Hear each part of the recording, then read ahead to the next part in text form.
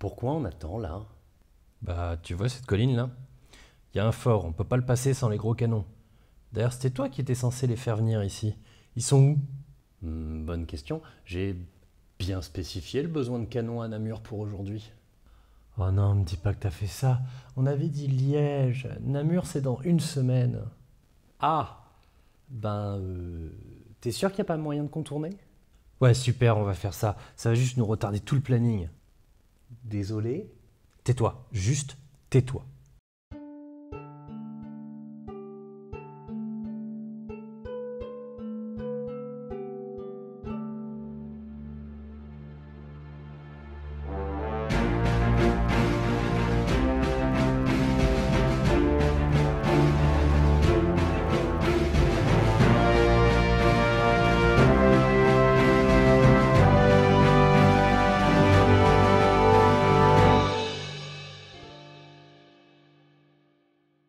Aujourd'hui, nous continuons notre série sur le début de la Première Guerre mondiale, mais en changeant de théâtre d'opération. Nous avons jusqu'ici discuté de la droite française, il est temps de parler de la droite allemande. Pour rappel, selon le plan allemand Moltke-Schlieffen, cette aile est forte pour pouvoir envelopper les forces françaises en passant par la Belgique. Du coup, avant toute rencontre avec des Français ou des Britanniques, dont nous parlerons dans la prochaine vidéo, il leur faut d'abord passer les frontières et les fortifications belges. Aussi aujourd'hui nous allons parler du siège de Liège et un peu de l'invasion de la Belgique pour en profiter pour parler un peu plus techniquement de l'artillerie lourde et d'un concept très clausewitzien, la friction de la guerre. Mais bon, chaque chose en son temps, d'abord nous devons parler de l'armée belge et de sa stratégie. Déjà il faut le dire d'emblée, l'armée belge n'est pas une armée opérationnelle. Vraiment pas. En passant en 1909 d'une armée de volontaires à une armée de conscription, la Belgique a cherché à massifier le nombre d'hommes disponibles pour son armée. Mais dans les faits, elle échoue à augmenter sa capacité d'entraînement. Plus d'hommes, autant de moyens. Conséquence, le temps d'entraînement passe de 20 à 15 mois. Et en 1914, la Belgique est loin d'avoir terminé sa transition, tant et si bien qu'elle manque de tout. Matériel, officiers, rations, entraînement, bref, l'armée belge n'est pas opérationnelle. Par la mobilisation, les effectifs de son armée sont doublés. À la fin, la Belgique a à disposition 117 000 hommes organisés en 6 divisions, ayant chacune, en théorie, 72 canons et moins d'une vingtaine de mitrailleuses. C'est pas beaucoup. Mais à cela, il faut rajouter les troupes de garnison des forteresses, notamment celles de Liège et de Namur, qui sont composées des 8 dernières années mobilisables. Oui, alors petite parenthèse sur la mobilisation et la conscription. Quand on parle d'une année ou d'une classe, on parle en général de l'année à laquelle toute une génération a été recensée, en général l'année de leurs 20 ans. On fait alors ses classes, son service, et on appartient à l'armée d'active. Par exemple, pour la France, sur laquelle on va se fixer le temps d'illustrer, c'est de 21 à 23 ans. Puis on intègre la réserve de l'armée d'active. De 24 à 34 ans, on n'est plus dans l'armée, on mène sa vie, mais en cas de conflit, on réintègre les unités combattantes. Par la suite, de 35 à 41 ans, on intègre l'armée territoriale. Bon, là, comme vous êtes vieillissant, on vous fait faire les services de garde, d'occupation de terrain. On vous évite les combats. Enfin, en théorie. Et enfin, de 42 à 48 ans, vous rentrez dans la réserve de l'armée territoriale. Bon, autant vous dire que si on fait appel à vous, là, c'est que ça va pas super. Soit c'est pour vous faire remplacer l'armée territoriale histoire de l'envoyer au combat, soit c'est que vraiment il y a quelques petits problèmes. Bon, bref, voilà, on va pas épiloguer. Juste dites-vous que la garnison de Liège est composée des hommes les plus vieux mobilisables selon la législation belge. Alors en termes d'artillerie, ils sont pas mal dotés. Par contre, il y a très peu d'officiers pour encadrer ces troupes pas très motivées. Bref, vous avez compris. Maintenant, parlons de leur déploiement. À l'origine, l'armée belge est territoriale, chaque division étant rattachée à une région. Mais avec la précision de la menace allemande, et encore plus après l'ultimatum du 3 août, une division est déployée à Liège et une autre à Namur. Ces dernières doivent couvrir la mise en place des autres divisions qui se massent derrière la Jette. Beaucoup de choses contradictoires ont été prévues et faites durant toute la crise de juillet, je vous passe les détails. En gros, le plan, c'est de rester en arrière en cas d'attaque pour laisser le temps aux troupes de l'entente d'intervenir. Si l'armée belge abandonne donc la Meuse comme ligne forte de défense, c'est pour éviter de risquer toutes ses forces avant l'arrivée de l'entente. Les Belges pensent que leurs fortifications de Liège et de Namur tiendront le temps nécessaire sans avoir à engager les troupes de campagne. Bon, si on va ignorer Namur, il nous faut tout de même parler de ces fameuses fortifications, qui ne sont pas du tout sur le même modèle que les siècles précédents. En constatant la puissance nouvelle de l'artillerie, on se met à faire des forts plus petits, séparés, mais formant un réseau de défense. On va pas rentrer dans les détails, mais voilà. Construit entre 1888 et 1892, le réseau de fortifications de Liège est composé de 12 forts. 6 grands, Pontis, Barchon, Fléron, Boncel, Flémal et Loncin, et 6 petits, Lierre, Évegné, Chaudfontaine, Hambourg, Ologne et Lantin. Ajoutez-y une citadelle proche de la ville et un réseau de retranchements entre les forts qui doit être refait en cas de siège à venir. Chaque fort est positionné de telle façon que les 2 forts voisins peuvent le soutenir, et la chute de l'un d'eux ouvrirait un couloir encore à la portée des canons des forts voisins. Et bien sûr, la zone ainsi sanctuarisée est assez grande pour prémunir Liège de l'artillerie et de l'observation ennemie. Le reste, c'est de la préparation en amont censée avantager l'artillerie du réseau de fortifications. Espace de tir précalculé pour l'artillerie de chaque fort, route de communication protégée, poste d'observation relié par téléphone, enfin voilà quoi. Mais en 1914, ce réseau est obsolète. Pas inutile, hein, mais pas du tout à jour. Pas de ventilation, cuisine peu protégée, aucune position pour les mitrailleurs. On pourrait aussi parler du béton des forts qui n'est pas en béton armé, développé entre 1867 et 1891, et depuis il n'a jamais été renforcé. Les canons des forts tirent encore à la poudre noire et non à la poudre sans fumée. Donc après la première salve, la visibilité se complique assez rapidement. En bref, même si Liège passe pour l'époque pour une ville très bien fortifiée, en réalité c'est pas génial. Le suspense est donc total. Comment les Allemands vont-ils s'y prendre pour passer la ville? Pour rappel, comme on en avait discuté en parlant de leur plan, les Allemands doivent prendre Liège très rapidement s'ils veulent pouvoir prendre de vitesse les forces françaises avec leur aile droite. Aussi le plan est simple, déclarer la guerre et foncer sur la ville avec 6 brigades avec 60 000 hommes pour capturer les ponts sur le chemin et la ville sans préparation. Dans le jargon, ça s'appelle un coup de main. Ce plan s'appuie donc sur l'effet de surprise, avec des troupes déjà mobilisées, puisque la mobilisation continue en attendant, et part aussi de l'hypothèse que Liège n'est défendu que par sa garnison, soit environ 10 000 hommes. Or, en réalité, étant donné que la 3e division belge est positionnée à Liège, c'est plutôt 40 000. Aussi, le 4 août à 8 h, quand les Allemands pénètrent en Belgique pour foncer vers Liège, commence une opération où rien ne va se passer comme prévu. Non, franchement, c'est d'un très haut niveau d'incompréhension et d'imprévu de tous les côtés. Je vais essayer de vous en donner une idée, mais gardez en tête que c'est un rapport assez limité. Ce siège est assez peu étudié, et l'historien qui en a fait le récit le plus complet, Terence Zuber, est relativement controversé. Donc pincette, pincette, hein. Cela ne remet pas en cause l'ensemble du récit, mais disons qu'il soulève certaines questions plutôt légitimes. On va dire que certains points ne font pas consensus. Et pas impossible que je ne sois pas tout à fait au complet dans ma bibliographie.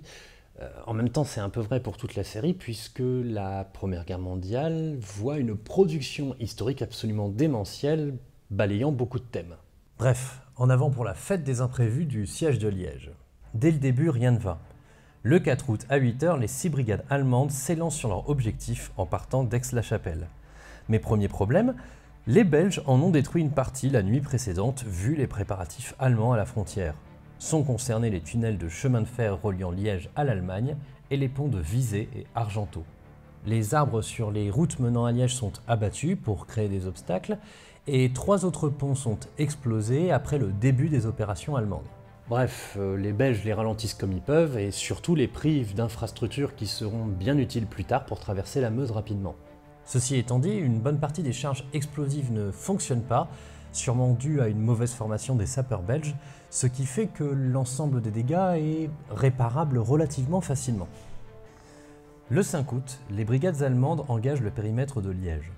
Au nord et au sud, des divisions de cavalerie font écran face à la reconnaissance belge et 2 brigades sont à la manœuvre. À l'est, c'est le reste des troupes allemandes qui arrivent, tandis que la division belge se retranche. Plusieurs accrochages ont lieu durant l'après-midi entre les forts et la reconnaissance allemande, notamment autour de Barchon, d'Évegné et de Boncel. À la tombée de la nuit, les rapports affluent vers l'état-major belge, donnant l'impression au commandant de la défense de Liège, le général Léman, qu'il fait face non pas à 6, mais 16 brigades. C'est la panique à bord alors que rien n'a vraiment commencé. Il y a de sensibles problèmes de communication entre les défenseurs. En face, les Allemands n'ont toujours pas pris conscience de la présence de 30 000 défenseurs supplémentaires. Ils se préparent à continuer leur plan, une attaque nocturne. Vous m'excuserez, mais j'ai pas le temps de développer les idées de tactique de nuit. Retenez simplement qu'ils n'y sont pas super bien préparés et que le but est plus de passer discrètement entre les forts, donc sans coup de feu, afin de prendre la ville. Et prenez en compte que dans ces conditions, les combats sont quelque peu confus. Les Allemands lancent leur attaque sur 3 points. Au sud, vers Ougré, Châteauqueux et Sarttilmann, ce sont 2 brigades qui s'engagent. Elles avancent bien, puis se confrontent aux troupes belges de campagne. La panique du fort de Boncel fixe l'attention du commandant belge qui prend peur de perdre Sarttilmann et y engage sa brigade de réserve. Dans un grand désordre et un faible soutien du fort de Boncel, les Belges tiennent bon et les Allemands finissent par se replier à partir de 6 heures pour que les combats se terminent à 9. Notons une attaque sans importance du fort d'Hambourg. Au nord, 2 brigades allemandes attaquent, une depuis Hermé, l'autre depuis Argenteau. Mais les 2 forts belges répliquent plus efficacement. Si la brigade à l'est de la Meuse s'avance peu mais tient ses positions, celle à l'ouest est un peu plus perturbée. Visiblement sans trop savoir vers où aller, les Allemands s'élancent et parviennent à bousculer des positions belges. Les défenseurs se remobilisent en arrière tandis que la brigade allemande s'éparpille et subit le feu des forts. À 10h30, tandis que les Belges remontent la Meuse, les Allemands se replient. Par l'est, enfin, 2 brigades allemandes attaquent. Une par Magné, qui se confronte aux forces belges à Roncé, où elles se sont barricadées. Après plusieurs imbroglios, les Allemands parviennent à pilonner les Belges, les forçant au repli. Mais les troupes allemandes sont alors trop fatiguées et se retirent également. Reste la 14e brigade qui attaque depuis Soumagne et atteint Liéry, sans que les forts ne lui tirent dessus. Dès lors, elle bouscule d'heure en heure chaque position belge à Liéry, Queue-du-Bois et Bel-Air. Elle s'installe à Jupille à 14h, c'est la seule brigade à avoir réussi à passer le réseau de forts de Liège. Donc voilà, cette attaque surprise est une catastrophe pour les Allemands. On parle de 5000 pertes côté allemand, une incompréhension totale de la présence d'autant de défenseurs et une brigade tout à fait isolée du reste. Mais en face, la situation est tout aussi chaotique. Les comptes rendus sont flous et pas mal de forts au régiment ont l'impression que des troupes allemandes ont réussi à les passer alors qu'en réalité ces dernières se sont repliées. L'impression d'encerclement donnée par ces 3 attaques et l'isolement de Liège par rapport au reste de l'armée fait craindre au commandant d'être bientôt encerclé par une armée très nombreuse. Et comme il a sous son commandement un 6e des forces belges, c'est un gros risque. Donc après avoir repoussé l'attaque allemande, il ordonne le repli des troupes. D'abord au fort de Loncin, à l'ouest de Liège le 6 août, puis vers Varème le 7 août, hors du réseau de défense. Oui, donc pour résumer, les Allemands ont désormais une seule brigade dans le périmètre de défense de Liège, qui elle est désormais défendue par à peu près autant d'hommes que ce que les Allemands avaient prévu au départ. Voilà, en fait, personne ne comprend quoi que ce soit à la situation. Toujours est-il que la 14e brigade peut attaquer la citadelle de Liège le 7 août, qui tombe rapidement car inadaptée. Une brigade vient lui prêter main forte dans la ville l'après-midi. Les défenses belges s'effondrent, la ville est prise, restent les forts désormais isolés. Oui, donc en fait c'est une vaste blague. Parce qu'à la fin, les Allemands sont plutôt dans les temps de leur plan, hein. Enfin, n'allons pas trop vite, il reste les forts à faire tomber. Et là, on va essayer de comprendre ce que cette fameuse artillerie lourde vient faire dans l'histoire. Je vous parle depuis le début de cette série d'une artillerie lourde allemande que les Français n'auraient pas. Très peu, disons. Mais en réalité, il nous faut faire quelque chose que, bon, j'apprécie pas plus que ça, mais c'est comme ça, hein. On va parler matériel. On va pas non plus rentrer dans les détails, mais on va essayer de comprendre des nuances. Avec le plan Moltke-Schlieffen, il était évident que les Allemands auraient à faire des sièges rapides pour faire tomber les forts sur leur chemin, notamment en Belgique. Alors on l'a vu, l'artillerie a fait d'énormes progrès, mais les forts également. Aussi les Allemands développent-ils un autre type d'artillerie, une artillerie lourde spécialisée dans la destruction des structures renforcées et enterrées. Puisque les sièges doivent être rapides, on doit éviter les sièges méthodiques, quasi à la Vauban, où on se rapproche petit à petit en protégeant son artillerie. Non, ici il faut s'installer vite, frapper fort et précisément. Terence Huber parle même d'une doctrine de siège allemande nommée la Verkurstes Verfahren, mais j'ai trouvé ça que chez lui et comme je parle pas allemand, j'ai pas pu vérifier. Et pour comprendre les nuances dans le matériel employé, je vais devoir vous imposer à partir de maintenant de faire la différence entre 3 termes. Canon, obusier et mortier. Même s'il y a des nuances et des différences de définition entre les époques, le marqueur principal entre canon, obusier et mortier, c'est le rapport entre le calibre des munitions, leur diamètre quoi, et la longueur du fût. Long pour le canon, comme le 75 mm français, moyen pour l'obusier, comme le 105 mm Feldhaubitze 98-09, Court pour le mortier, comme le 210 mm Mörser 10, ou le plus connu 420 mm M. Guéret 14, surnommé Grosse Bertha. Bon, dans les faits, les frontières ne sont pas super strictes non plus. Et si je vous raconte tout ça, c'est pour vous aider à faire des nuances entre les tirs d'artillerie et ce qu'on cherche à faire avec. En fait, plus le fût est long, plus on peut se permettre de donner une forte vitesse initiale à l'obus, sans perdre en précision. Aussi, raccourcir le fût, c'est avoir besoin de moins de vitesse initiale, mais ça permet également de tirer de manière stable à des angles plus élevés. Ainsi, un canon est souvent presque à l'horizontale, s'élevant jusqu'à 15 degrés, pour effectuer des tirs tendus. Les obusiers peuvent monter jusqu'à 45 degrés, voire un peu plus, pour effectuer des tirs plongeants, plus lents, mais à plus grande portée. Enfin, les mortiers tirent à des angles bien plus grands pour des tirs indirects. Si l'on rajoute une colline, on comprend que chaque pièce peut toucher différents points dans l'espace. Pareil pour un fort que l'on ne frappera pas au même endroit. Mais cela ne suffit pas pour comprendre ce qui se joue dans la distinction entre pièces d'artillerie. Selon ce à quoi elles doivent servir, on ne leur fait pas tirer les mêmes obus. Il y a en effet une grande différence entre les obus shrapnel, explosant au-dessus du sol pour propulser de nombreuses billes sur un cône de 150 mètres de longueur et 25 mètres de diamètre dans les meilleures conditions, et les obus dits hautement explosifs, qui, de manière assez évidente, sont chargés de poudre pour exploser soit à l'impact, on dit obus percutant, soit en hauteur, on dit obus fusant. Le shrapnel est prévu pour frapper du personnel, des individus, tandis que le hautement explosif est là pour frapper une zone, détruire. On va s'arrêter là pour les nuances, avec ça on a de quoi comprendre. Autant les Français ont massivement parié sur le canon mobile, le 75 mm, orienté shrapnel. Bon, il y a évidemment des nuances, mais là on n'est pas loin du négligeable. Autant les Allemands, eux, ont fait plusieurs distinctions. Déjà, ils séparent l'artillerie de campagne, la Feldartillerie, et l'artillerie à pied, la Fußartillerie, spécialisée dans l'artillerie lourde et de siège. L'artillerie de campagne est elle-même divisée en deux. Celle de soutien à l'infanterie, armée du canon de 77 mm, assez similaire au 75 mm français, bien qu'avec une cadence de tir bien inférieure. Et celle de contre-batterie. Armée de l'obusier de 105 mm, donc capable de faire des tirs plongeants à plus grande portée. Souvenez-vous, dans l'épisode sur la Lorraine, nous avions parlé des batteries d'artillerie qui n'étaient non pas associées à l'échelon division, mais à l'échelon corps d'armée. Ces batteries étaient prévues pour combattre les batteries adverses. Eh bien, les Allemands font pareil. Mais je vous mentais un peu en vous parlant d'artillerie lourde. Simplement, leur artillerie de contre-batterie est plus lourde et effectue des tirs plus longs et moins exposés, par rapport aux 75 mm français, trop orientés vers le tir direct. Et c'était là le principal avantage des Allemands quand je vous disais artillerie lourde. Et le tir de réglage dont je vous ai parlé concernait bien les obusiers et non les canons. Pour la Fußartillerie, par contre, c'est une autre histoire. C'est un peu la course au calibre, avec au début de la guerre, l'obusier 150 mm Schwere Feldhaubitze 13 et le bien plus important mortier 210 mm Mörser 10.